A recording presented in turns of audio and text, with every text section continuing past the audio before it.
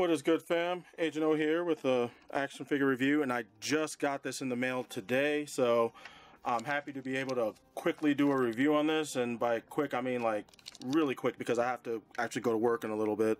So I'm going to kind of jump right into this review. So this is the SYMBL Black Widow from the solo film that we were supposed to have by now, but haven't because of Corona. But yeah, this is the box art. Looks pretty decent. I know a lot of you guys like to look at the box art. I don't know. It's what you would expect from SYMBL. I really don't have much to say about it. It is what it is. Yeah. You got the seal of approval. I don't know what this is. Something about Disney Deluxe, and I don't know. There's a QR code which I haven't scanned, so I don't know what this actually has anything to do with anything. I don't know if it's another way of showing that this is an authentic SYMBL figure or not. Couldn't honestly tell you, because I think this is definitely something. I don't know if you could fake this or not, or how easily you would fake it. But it's not like bootleggers, not like the bootleg companies really care about you know, how, you know, faking it to make their products look exactly like the legit, you know, product that's being sold. So anyway, this is it. Let's get into the review.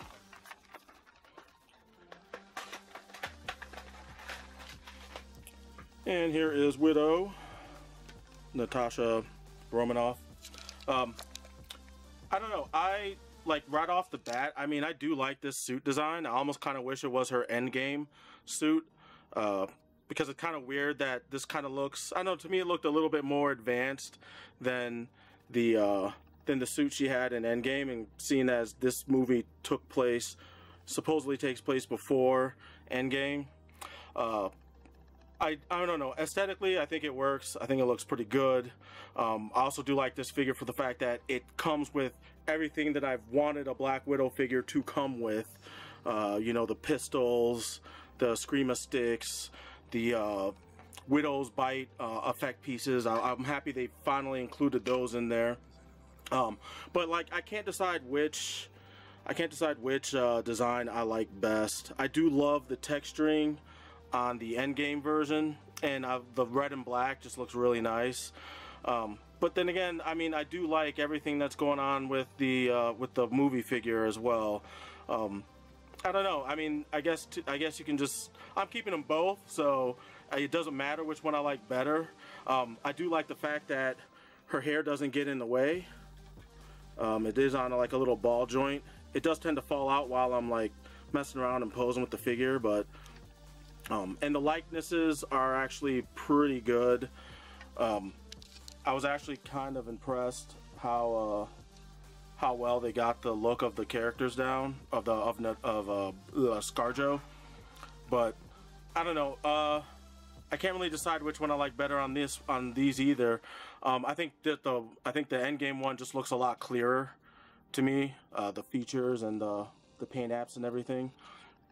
But I mean, they're both. I don't know. I don't really have a huge issue with either figure. I think they both kind of resemble ScarJo. Obviously, it's not a 100% accurate, you know, depiction of the person, but it still looks close enough. It's close enough for me. I'm not a huge stickler on that.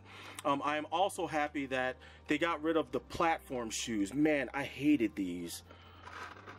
They make posing the figure so much harder. I'm so happy they went with a flat boot instead of that platform nonsense. Because I mean, who's gonna fight crime wearing heels? I mean, you're dope if you can do it, but it's not necessary. And from a comfort and an efficiency standpoint, and a point of view, it doesn't make sense to wear heels. But I'm not a woman, so I wouldn't know anything about that. So anyway, moving on. As far as posability goes, like I had pointed out earlier, you kind of have to move the ponytail, her dreadlocks and all that kind of out of the way, which she's got kind of like a reddish brown thing going on with the hair, paint apps, and I don't know. I mean, I don't know if that's a point of contention for some people. I think it looks all right. Like I said, I'm not huge on that. It doesn't look so off to the point where I just can't look at the figure. It's not like it's not like the Mafex T'Challa where the unmasked head, his skin tone was like 2 shades lighter than what Chadwick Boseman actually is. Then that kind of like what threw me off with the likeness of that figure. But this looks pretty good. I think it does a decent job of giving her the you know, the reddish scarlet, you know, hairstyle that you've known to remember from the comics. But like I said, with the articulation, the ponytail's on a ball joint, and it comes out kind of a little too easily. It's kind of annoying. But she can look up, but she can't look up that far, even though her neck is also on a ball joint. Just because of the collar of her costume and the sculpt, it kind of keeps her from looking straight up, which kind of sucks because there are certain poses I was trying to put her in, where especially on the bike, that I couldn't get her looking exactly the way I wanted it to look because of the range of motion hindrance. But that being said, I think the range of motion on this figure is actually really good. She's got a butterfly joint that gives you a little bit of extra back and forth motion. She doesn't have a bicep swivel, but it's okay because since it's not a bulky figure, you can rotate. You can get a little bit of a bicep swivel in the shoulder joint, which is fine. Her elbows are on a double, or I'm sorry, they're not a double ball joint. They're a single ball joint, but there's a lot of range of motion there. Ball peg for the wrists, and obviously no hassle, or I'm sorry, ball swivel, not ball peg. It's a ball swivel, and no hindrance there whatsoever. Her upper torso is on a diaphragm joint. You can get rotation out of it. You can get some back and forth motion. Up, and there goes. I'm just going to leave that off to the side for now because I'm tired of messing with it. But yeah, you can get back and forth on it. She does have waist articulation, and you can get a back and forth motion on it as well. So you can get her to kind of bend over a pretty decent amount. As far as her hips, or you know, the pelvis, it's just on a ball joint. I don't even think they swivel. Yeah, I don't think they move at all. So there's that, but you don't really need it because there's enough clearance that she can get pretty decent split, enough for you to get all the high kicks and action poses you need. Her knees are double jointed as well. Since there's no real bulk to this figure, you get a lot of range of motion. Her legs, she can kick out that far. The way they sculpted the hips and the butt, you can't get her legs to go back too far. I kind of wish all figures had the Spider-Man Far From Home and Homecoming and all that, with the hip articulation, where you can actually, where the butt cheeks are actually on a swivel and you can rotate them, and that way you could get more range of motion out of them. I kind of wish that was standard on all figure art toys, but it's not, so it is what it is. And as for her feet, like I said before, I was happy that they went with flat-footed boot, with the boot foot, and you can tilt her feet up that high, you can tilt them back that far. She's got toe point, and as far as ankle rotation, this is actually one of the things I'm actually quite happy about with this figure. Even though you don't get a whole lot of movement, you do get enough that if you're doing kick poses and whatnot, whoops, as I just knocked that off, you're doing kick poses, you can get the ankle tilt to kind of make it look like she's throwing a proper side kick. But yeah, I actually like that they went with the slip, the foot slipper type deal, with the peg going into the foot, just because it makes twisting and pivoting and rotating, it just makes it so much more easier than the old way they did it. The old way was just really annoying because you had to reposition the entire joint in order to get the twist, and then if you repositioned it to get the twist, you couldn't push the foot forward or backward. It was just really not that great. I really did not like the way they handled that, but this is much better. Let's pop that in back in.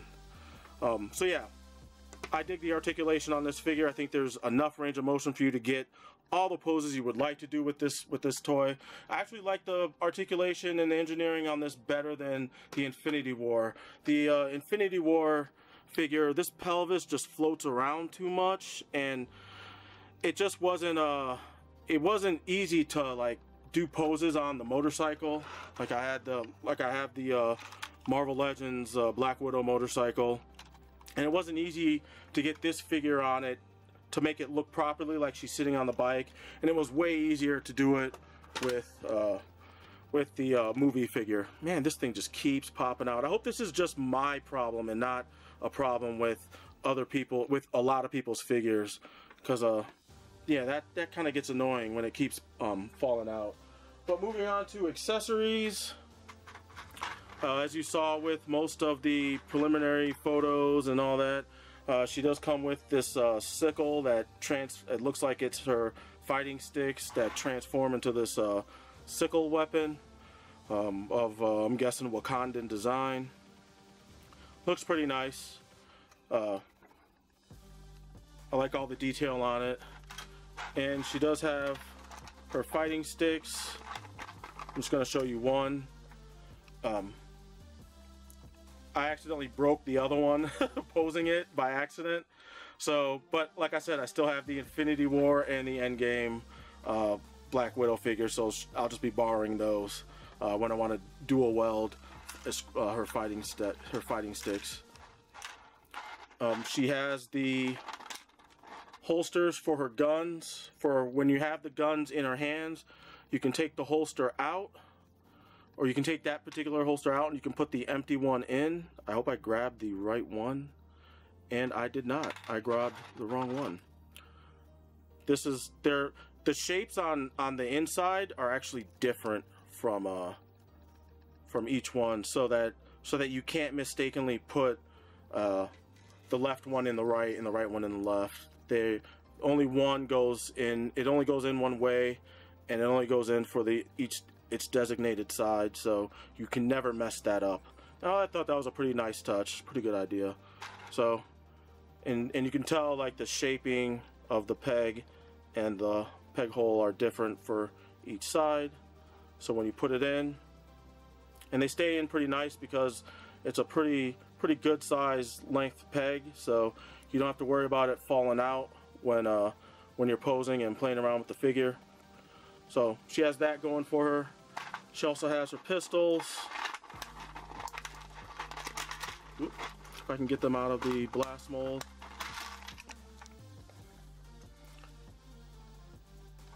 It's gonna be kind of hard for you to see, but because they're small. But there's some pretty decent detail on this, and it's a really small pistol. So I'm actually kind of impressed.